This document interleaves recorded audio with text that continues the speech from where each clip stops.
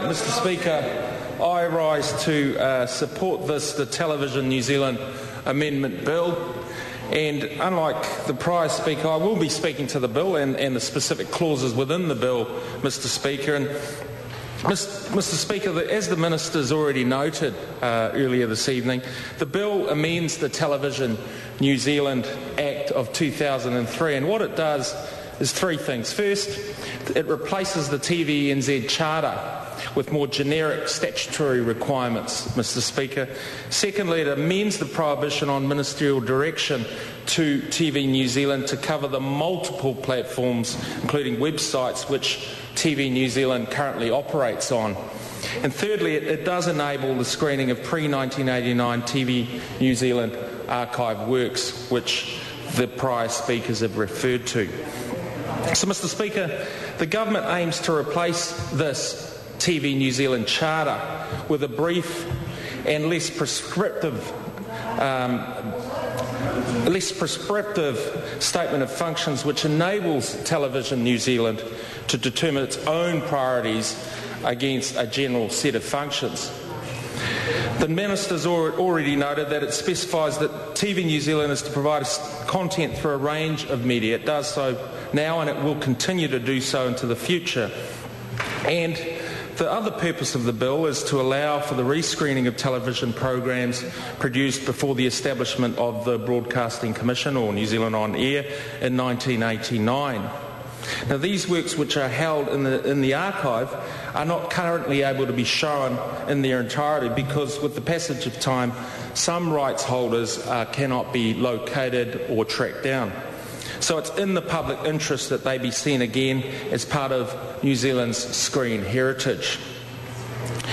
The bill, of course, replaces existing Section 12 of the Act with the following. The functions of TV New Zealand are to be a successful national television and digital media company, providing a range of content and services on a choice of delivery platforms. And it must, and I emphasise this, Mr Speaker, it must maintain its commercial performance. In carrying out these functions, TV New Zealand, of course, must provide high-quality content that is relevant to and enjoyed by all New Zealanders. It should also encompass both New Zealand and international content and reflect our unique Māori heritage and history. So TV New Zealand services must include the provision of channels that are free of charge and available to audiences across this nation.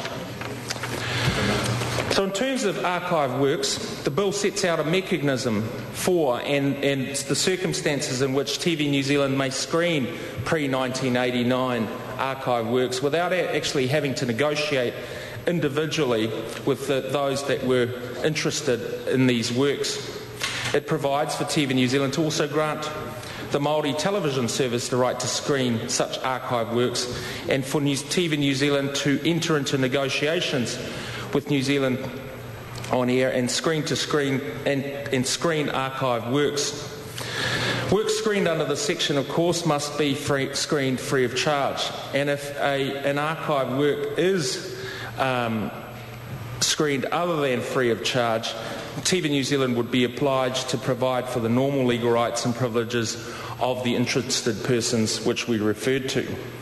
So the bill provides for the establishment of a TV New Zealand Archive Works Fund. Those who register their interest in archive works which are to be later screened.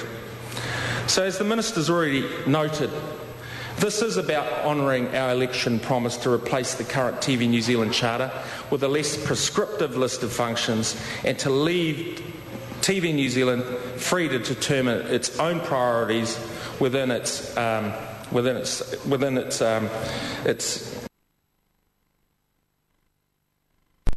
outcomes. So TV New Zealand and its predecessor effectively operated as a publicly owned broadcaster without a charter, and it's largely fulfilled this public broadcasting function through access to New Zealand On Air funding, and Mr Burns has kindly reminded us of that. But the problem with the charter money was that it often it ended up funding programs and services for which it was not intended. And there's no doubt that it ended up subsidising other types of commercial operations. So the repeal of the Charter frees TV New Zealand from an unworkable dual mandate and leaves it to set high-level statutory functions in order for it to be a competitive multimedia company.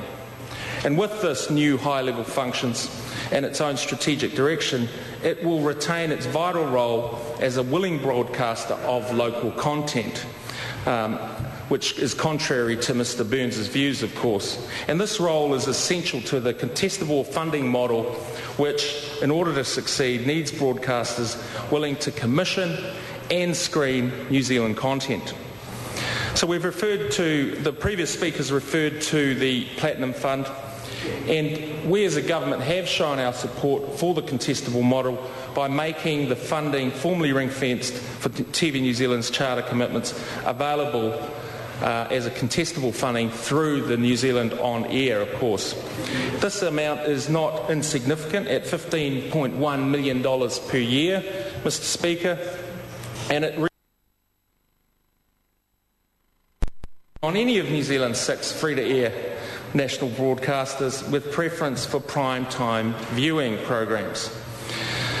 And in case Mr Burns has forgotten, successful applications in the first funding round included 4 historical documentaries to be screened on TV1 and 4 Q&A, which no doubt Mr Burns watches religiously every Sunday morning. So subsequently, funding has been approved for 2 dramas, a documentary and a special interest program to be broadcast across a number of channels, including our very own Television One. Mr Speaker, at this point I should note that the Charter also contains clauses relating to Māori audiences and content. It states that TV New Zealand will, in its programming, enable all New Zealanders to have access to material that promotes Māori language and culture, and it should feature programs that serves the interests and information needs of Māori audiences, including programs promoting the Māori language and promoting Māori history, culture and current events. And the bill expects TV New Zealand to provide content reflecting these unique Māori perspectives. Mr Speaker, as the Minister has already pointed out, this bill is to be commended to the House, and I look forward to discussing its specific clauses within our Select Committee, the Commerce Select Committee. Thank you, Mr Speaker. I call Claire Curran.